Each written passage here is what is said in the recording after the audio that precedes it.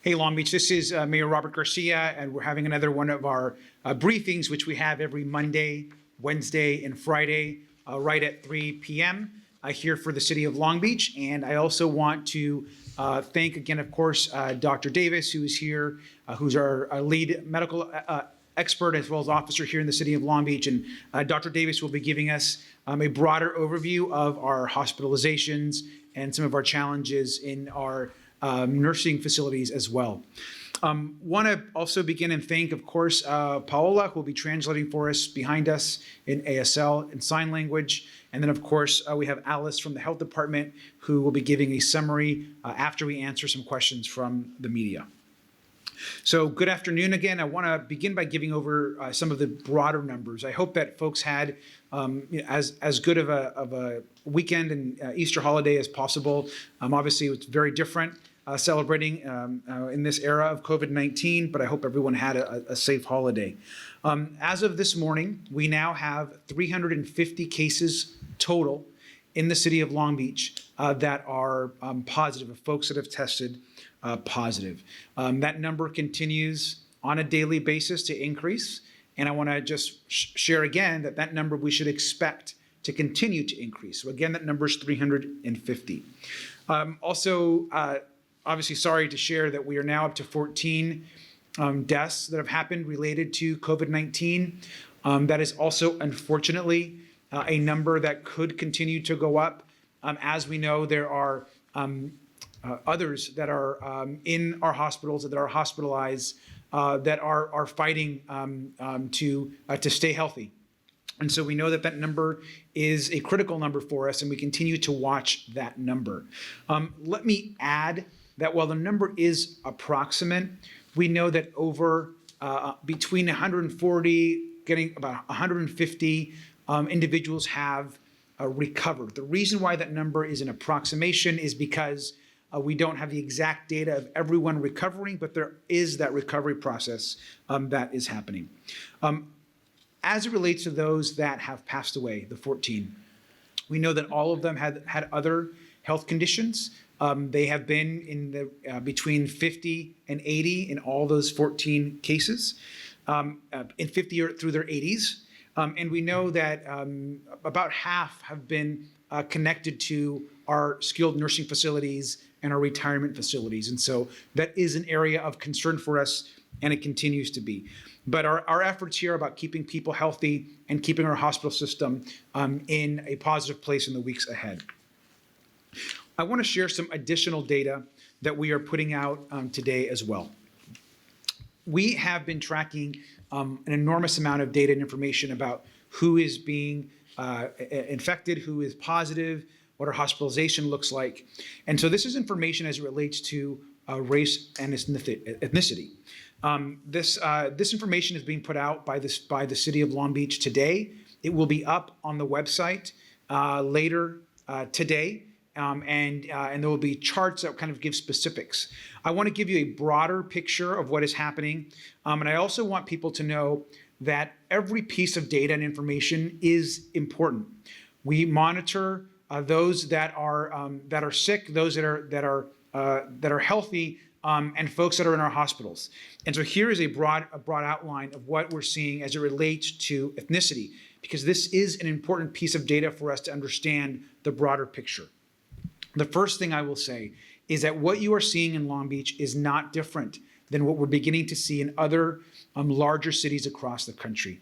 And there is no question that the percentage of hospitalization for African Americans in our community is higher than the population itself. And so this is the latest information that we have so far. The first part is that of our total cases, the snapshot I'm going to present to you is about 60% of the total. Why is that the case? It's that we don't have full data yet from all of our private and public sources. And so this is data that is not readily available. It requires doctors and hospitals and others to bring their information in. And so when you are hearing about data as it relates to ethnicity and race in other briefings and in other cities, much of it, including in Los Angeles, is incomplete data, but it is a snapshot of about 60% of the total positive cases, if that helps. So let me just give you and run down what it looks like. In our largest percent of the population, which is Latinos and Hispanics, so they make up, the Hispanic community makes up about 42% of the total population of Long Beach. It's the largest group. And of the 42%, about 35% of the positive cases are Hispanic Latino, and about 33% of the total hospitalizations are of that group. When it comes to our white population, which is about 28% of the total population, so it's about 28% in Long Beach, 29%. We know that about 27% of the total cases is representative of that population, and about the hospitalization rate is about 22.5%. Again, all of the exact data and percentages will be available later tonight because we want to make sure the information is accurate, but this gives you the snapshot. Within our Asian American population in Long Beach, we know that also our Cambodian population is one of the largest and the largest in the United States here per capita in Long Beach. 13% of our total population are Asian Americans. About 15% of the total positive cases are Asian Americans, and about 13.75 of the hospitalizations are Asian Americans. And then we get to the real concerning number for us in Long Beach. We know that about 13% of the total population is our African American population. Of the positive cases, that tracks similar, which is about 14.3%, but of the hospitalizations, it's at 21% of the total. Again, this is a sample of 60% of the entire positive population and hospitalization population. But there is clearly our African American population is at greater risk of hospitalization in Long Beach. And that's something that we should take very seriously. It's something that we should not find acceptable, and it's something that we are working also to address. You're going to hear in the next few days information out of our health department that is going to look at how we meet this challenge, work within the community, but also take testing and other services and health services into especially our Black communities here in Long Beach. And so you're going to see some mobile testing sites. You're going to see more outreach, and we'll have that plan in place over the course of the next day or two. And so we want to make sure that the entire city is taken care of. Every single person deserves access to equal care, and we want to make sure that all populations are treated. But it's important for us to also look at this data and understand the whys of what is happening, and that is something that we will be talking about in the days ahead. I want to transition to talking about the Safer at Home order that we've implemented along with the governor. I want to thank everyone for their efforts. This weekend went fairly well. Our police department continues to stress education over enforcement, and we've seen the public be very responsive to this common sense approach.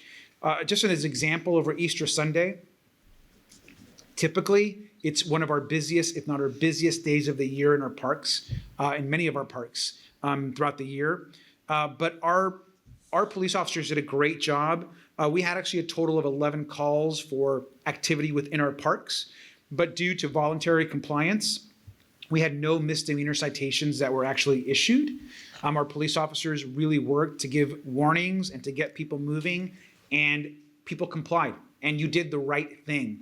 And so I just want to thank you for, I know folks weren't excited about closing the parks completely or asking us to reopen our parks and beaches.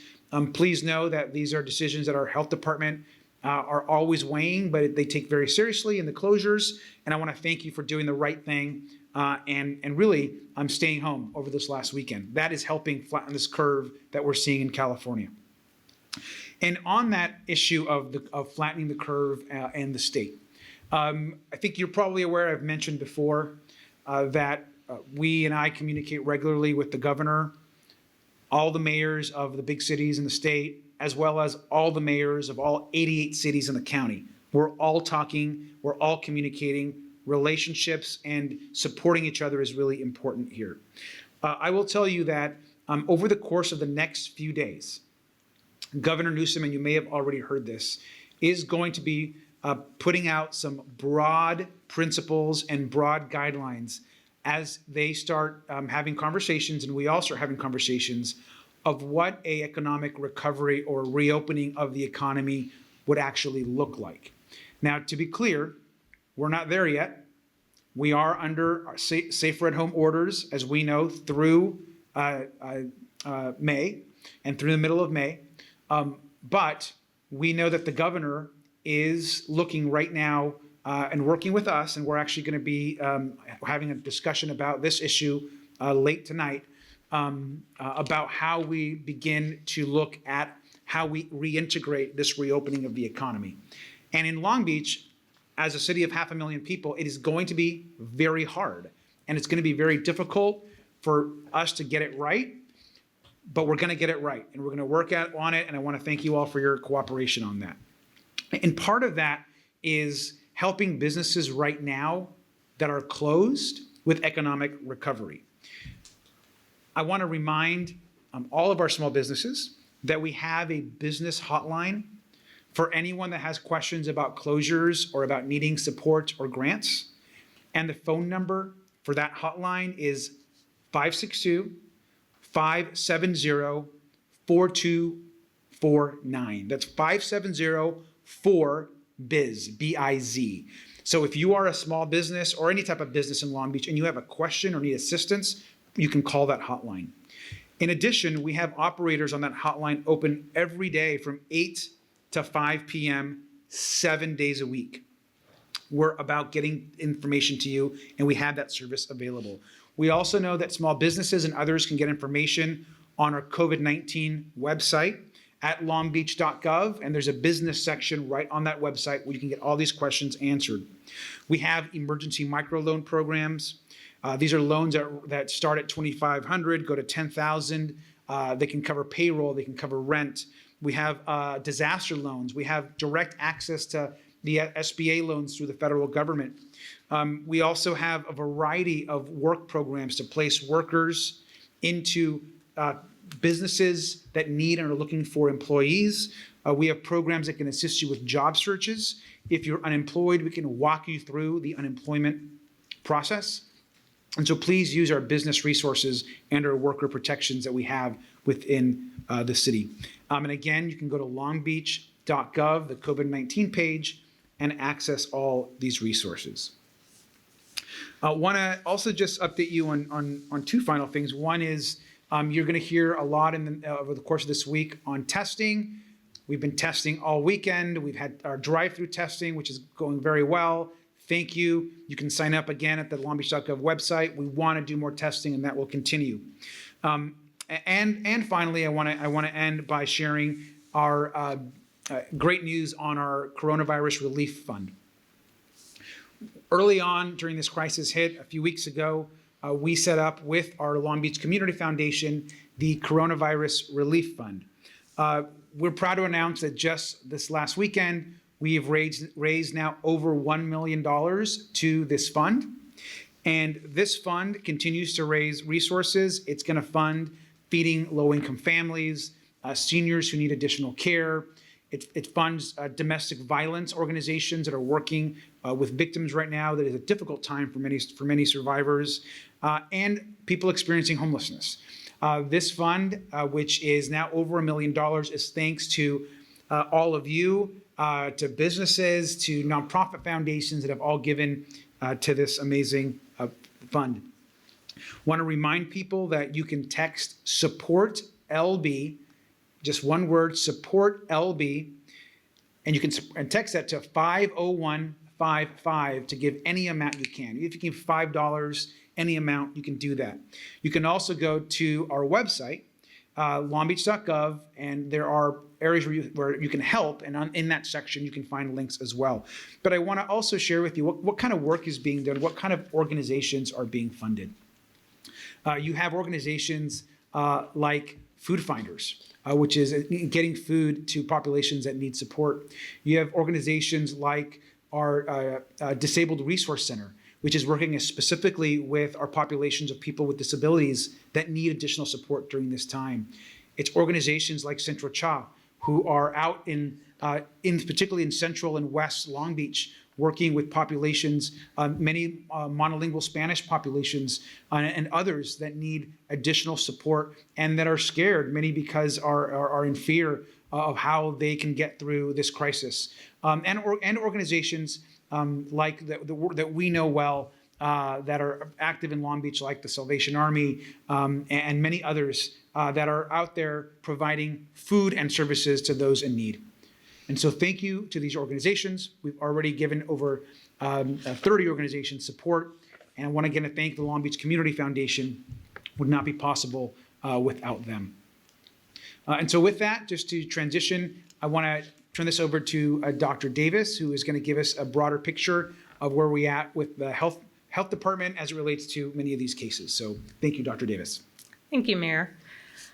Like the Mayor said, to date, there have been a total of 350 cases of COVID-19 reported in the city of Long Beach. 48 people are currently hospitalized and about 148 have cleared or recovered. 5 deaths occurred just this past weekend, bringing the total to 14 overall. And our thoughts and prayers go out to the family and loved ones. At this time, 10 of the 14 deaths and 73 cases in general are associated with long-term care facilities. The health department and the state are working very closely with the administrators, managers, and staff to quickly identify ill staff and residents in long-term care facilities, isolate and quarantine those who are ill or exposed, test exposed symptomatic individuals quickly, and ensure facilities have the personal protective equipment that they need. We appreciate the dedication of administrators, managers, and staff to provide the best care for the most vulnerable.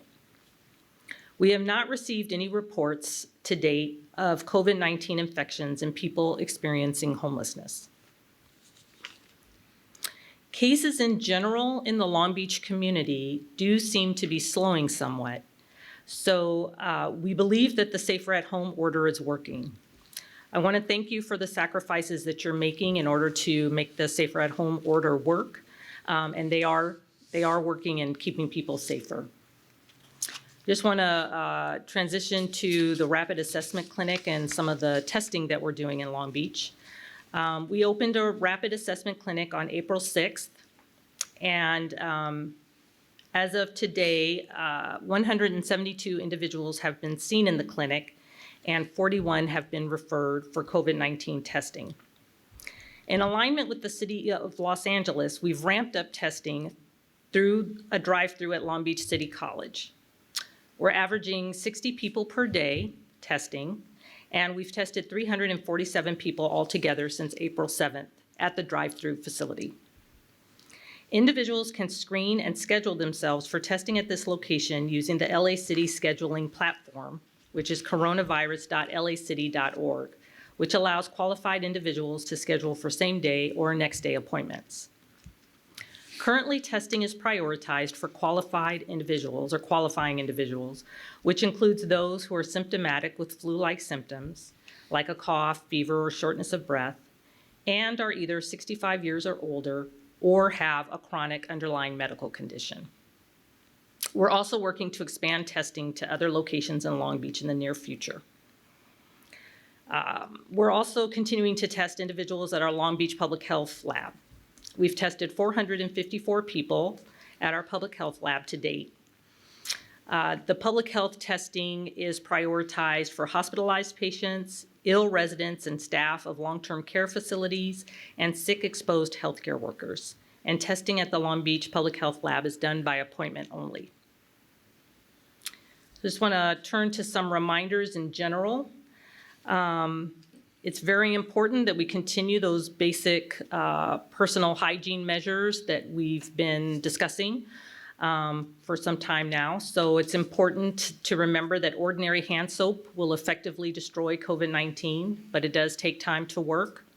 So you need to make sure that you're doing the happy birthday song twice, which is a total of 20 seconds, and really get all lathered up and mess around with your hands so you can get rid of the virus. We also, I want to share that last week the CDC put out advice that cloth face coverings can be used as an additional voluntary public health measure to reduce viral transmission from people who may be unknowingly infected with the virus. Cloth face coverings can be fashioned at low cost from household items or made at home from common materials. However, cloth face coverings should not be placed on young children under the age of 2 or anyone who has trouble breathing or is unconscious, incapacitated, or otherwise unable to remove the mask without assistance. Also want to do a reminder that if you feel that you may have COVID-19, you are suffering from COVID-19 symptoms, or you were tested and you're waiting on your results, or a healthcare provider, you had an appointment with a healthcare provider and they told you that you may have COVID-19, you need to act accordingly, which means you need to self-isolate. So you need to stay at home and not go out. And that includes grocery shopping or the pharmacy or anything like that, but really let other people do those things for you.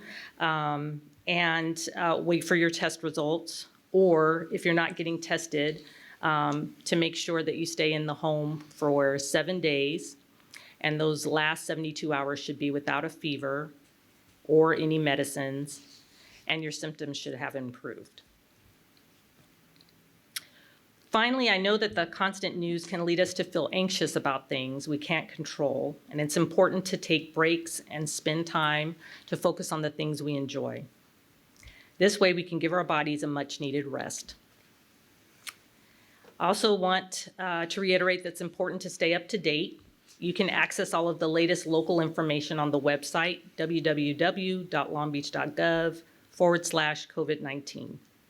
And if you have any questions, call our info line at 562-570-4636. And as a reminder, we have a special extension, option 5 of that line, that's dedicated to older adults who may need extra assistance. You can also follow @LongBeachCity on Facebook, Twitter, and Instagram. Thank you. Thank you, Dr. Davis. And again, I want to, on the face covering issue, I think most folks are doing a great job of complying. I saw this weekend a lot more folks with face coverings, and I certainly saw a lot when I went to go and I picked up some food from a local restaurant. It was good to see a lot of changes also where everyone had face coverings as well. So we got to continue doing that work. I want to open this up for questions, and then we're going to have our summary in Spanish right after that. So we'll turn this over to Jake. Hello, Mayor. Thank you for taking questions. We have individuals that are out on the line right now and have some questions. So first question comes from Jeremiah from the Long Beach Post. Jeremiah, can you hear us?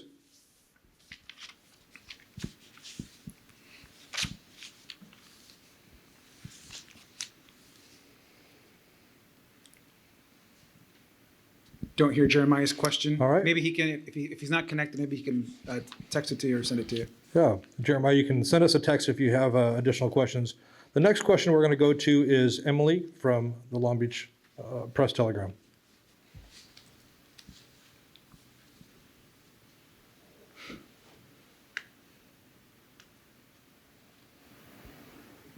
Hi, can you hear me?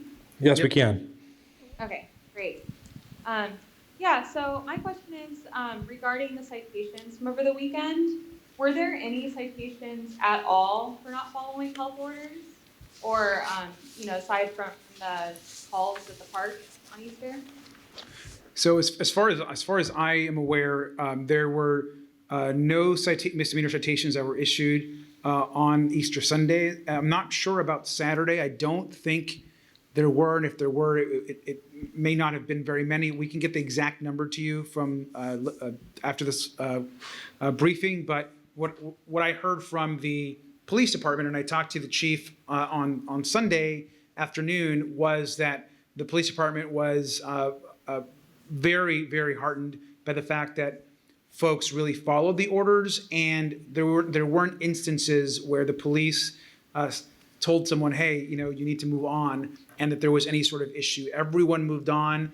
We are really trying to focus on warnings, and we said that now we're going to be a little tougher on citations, but that citation power from the LVPD was not necessary over the weekend. So that was a positive thing. So we'll find out about Saturday, but I believe there weren't any citations. Thank you very much, Mayor. The next question will come from Kelly from the Long Beach Post. Kelly, go ahead. Yes, hi, Mayor. Dr. Davis, can you guys hear me? Yes. Okay, this question is regards to the nursing homes. Is the city planning on releasing the names of nursing homes where we've had deaths and the number of deaths at those individual homes? So at this time, no, we're not planning on doing that. So we do post on our website the names of the nursing homes where there have been associated cases. Once we're able to allow the nursing homes to, and all long-term care facilities to inform their residents, families, and staff. And then we also, if there have been more than 2 cases, then that's indicated as well. So that's the information that we're providing at this time. Thank you very much, Dr. Davis. The next question will be from Jeremiah from the Long Beach Post. Hopefully we'll hear you there, Jeremy. Hi, guys. Can you hear me this time? Yes. Okay, great. Thanks again for doing this. We appreciate you being able to take live questions. So my question has to do with recently we've had suddenly a big increase in deaths. We went from 3 COVID-19 deaths to 14 in just the span of a week, which seems like a huge acceleration. And do you guys know, is there a reason for that, or was this just the anticipated trajectory of how this thing was going to go? And on that note, do you guys have a model you're using to predict the trajectory of the disease, and according to that model, how bad the death rate get? So let me see if I can remember all of this. So the first question was about why we've seen an increase in deaths.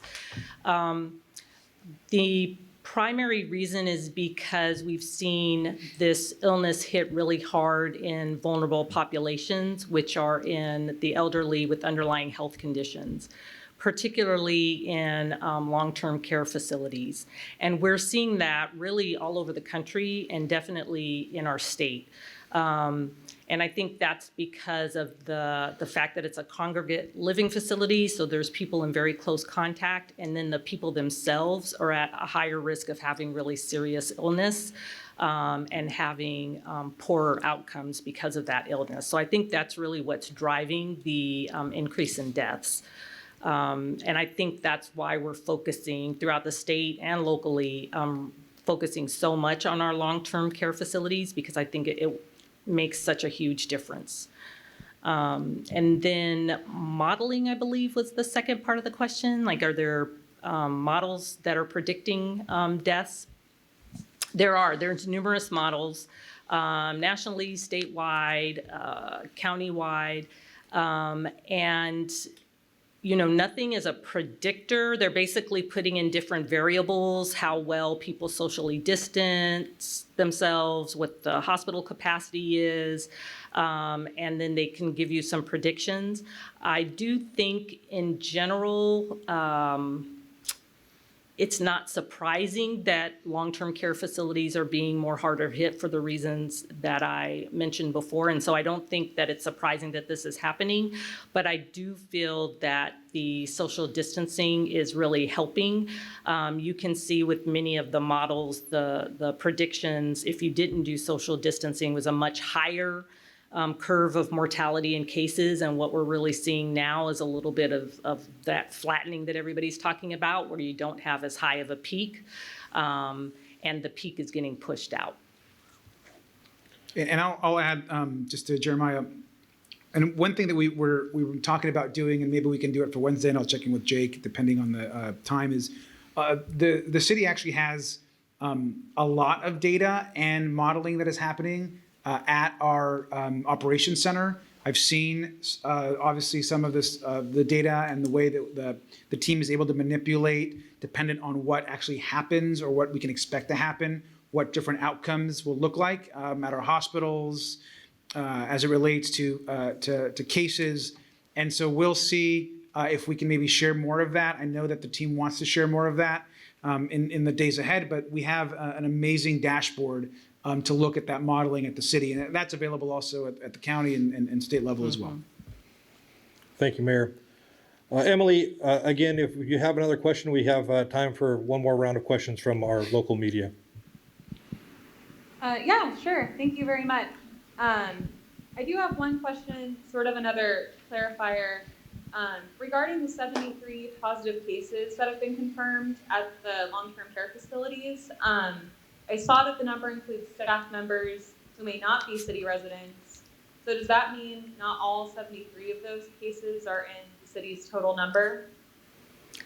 Yes, the short answer is yes. So we wanted to give a true reflection of the impact at the long-term care facilities. And so we did say that there's 73 cases associated between residents and staff, but not all of those, for exactly the reason you said, that not all of the staff reside in Long Beach. So they're not all included in that 350 number.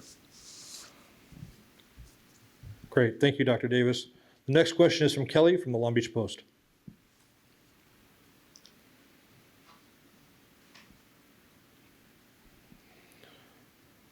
All right. Kelly there? No? Okay. Kelly, are you there? All right, we'll go ahead and go over to Jeremiah again for another question. Hi, guys. Thanks again. So my question has to do with how the health department's doing its investigations now. Now that we're up to over 300 confirmed cases, does the health department still have the capacity to trace all the close contacts of those people, or are you relying on them to essentially do that themselves? And how many people over the health department actually do that work? So thank you for that question.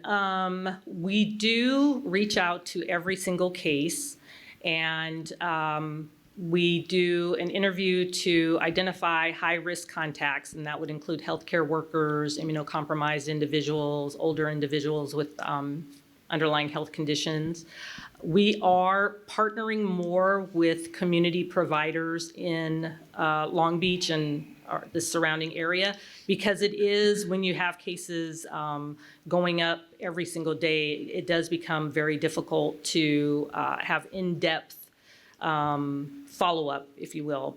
But many of the providers, many of the people's doctors know them very well, and so we are partnering with them to help us with the follow-up and contact tracing and quarantining and isolation. We also did the order, so that's helpful. Many of the documents are online, and so we can refer to that when we're talking to the individuals. And I don't know the exact number of people who are working on this right now.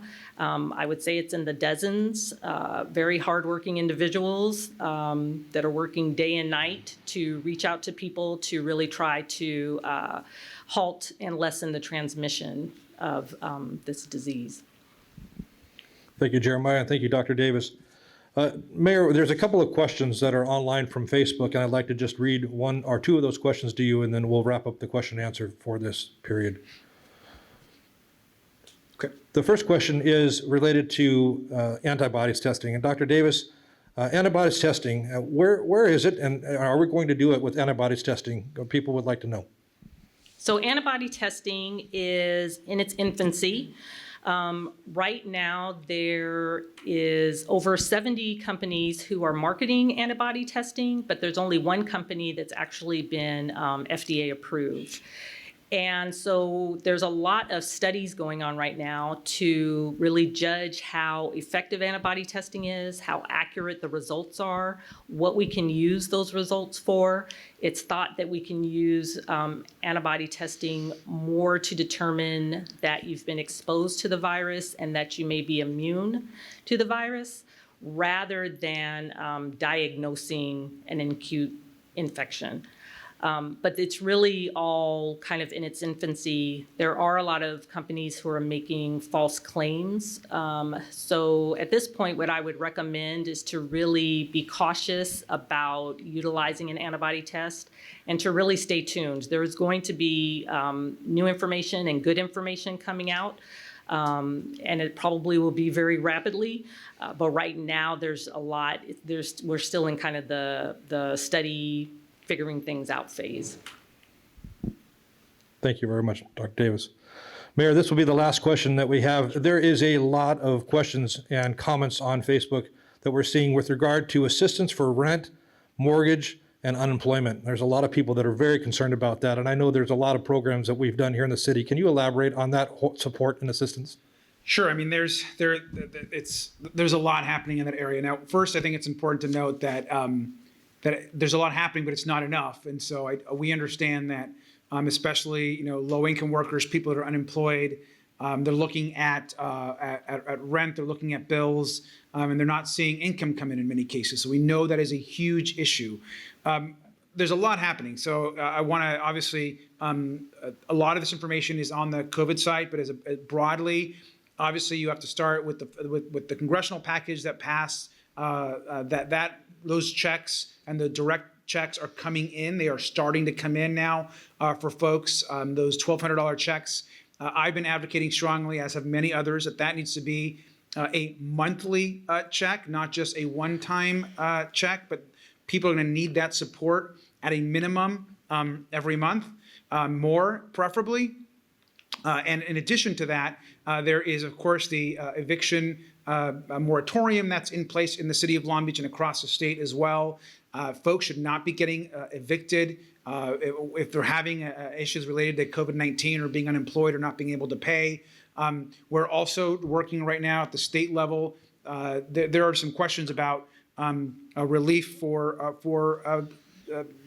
families that also need to pay mortgages. We know that if folks aren't paying rent because they're not able to, then that also affects property owners. In many cases in Long Beach, these are small property owners that may have 2 units or 1 unit, and how they get by with their banks and their lending. And all of that's being looked at by the governor as well.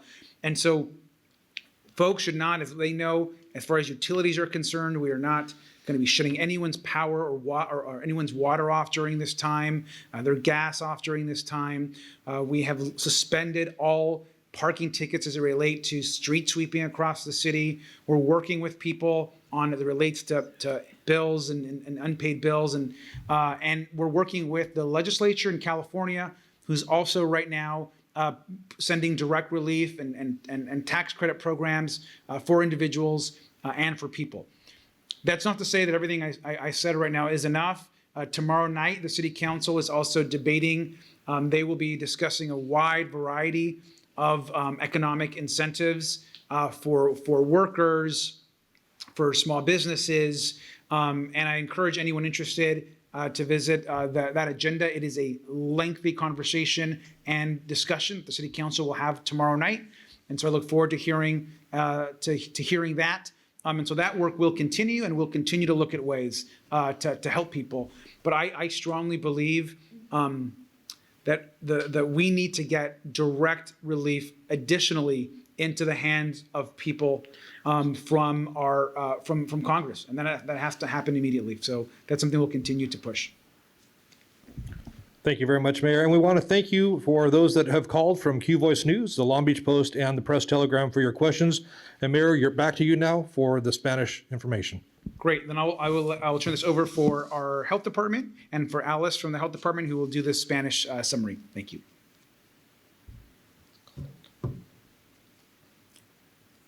Hola, buenas tardes y gracias por acompañarnos hoy.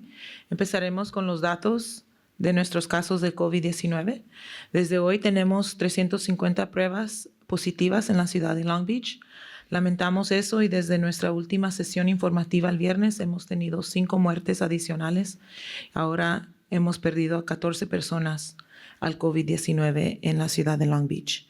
De esos casos hay 73 que han estado asociados con centros de enfermería y de atención a largo plazo. Actualmente hay 6 centros de atención a largo plazo con al menos un caso positivo.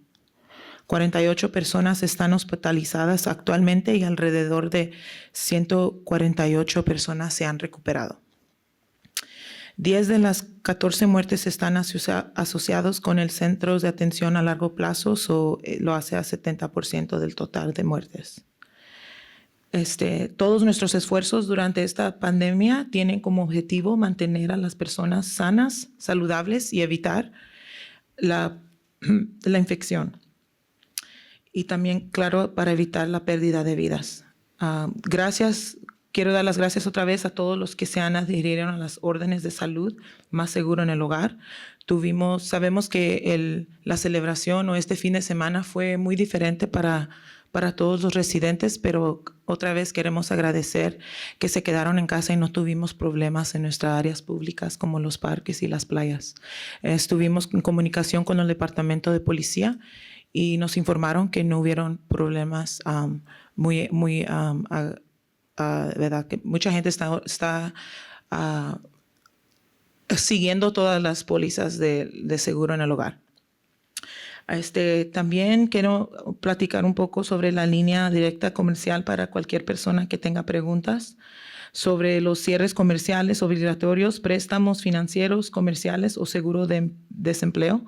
El número de teléfono de línea directa de negocios es el 562-570-4249. Los operadores en esa línea están disponibles de 8 a 5 los 7 días de la semana. Si llama después de las 5 puede dejar un mensaje y alguien del personal de la ciudad le regresará la llamada dentro de las próximas 24 horas.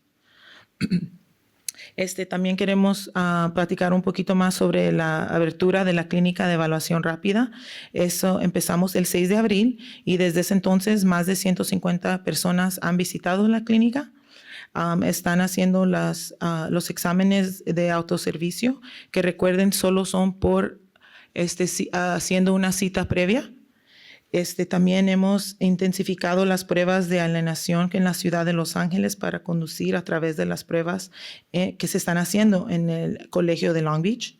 Estamos examinando, aunque sea 60 personas por día, y hemos hecho un total de 347 pruebas a los residentes y también en otras ciudades en el condado de Los Ángeles. Desde entonces hay planes, claro, en el futuro de expandir estas pruebas a otros sitios también. Continuaremos evaluando a las personas en nuestro laboratorio del Departamento de Salud de Long Beach también.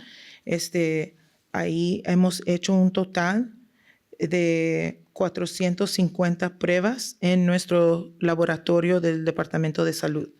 Solo para reiterar, las pruebas del laboratorio de la salud pública tienen prioridad para pacientes hospitalizados, residentes enfermos y personal de centro de atención a largo plazo y trabajadores de la salud expuestos a esta enfermedad.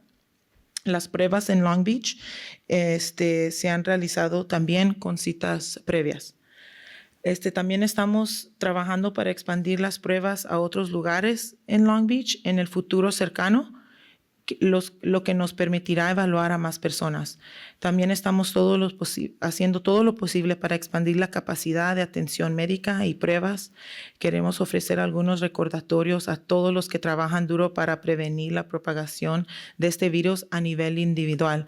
Primero, solamente recordarles que es la manera, el jabón de manos ordinario destruye efectivamente el COVID-19, pero lleva tiempo para trabajar. Por eso es que es muy importante que se laven las manos al menos 20 segundos o más. También, en segundo lugar, sabemos que desde la semana pasada, cuando hicieron la recomendación para las coberturas faciales, nomás queremos decirles que nos recomendamos esas coberturas de cara para los niños de 2 años o menor. Es muy importante que no le coloquen estos pañuelos o coberturas a los niños pequeños. Finalmente, sé que las noticias constantes pueden hacer que nuestra ansiedad venga y también que desarrollemos un poco de estrés, pero nomás queremos recordarles que tomen tiempo para hacer cosas agradables y cosas para su cuidado propio y cuidado mental. Muchas gracias y gracias por estar con nosotros esta tarde. Y muchas gracias por estar con nosotros esta tarde, ese día. Y por favor, gracias. Esto también vamos a tener todo otro día acá, and Monday, Wednesday, Friday. And again, thank you all for watching, and I appreciate everyone here, especially our amazing team at the Long Beach Health Department. So thank you, and we'll see you again on Wednesday.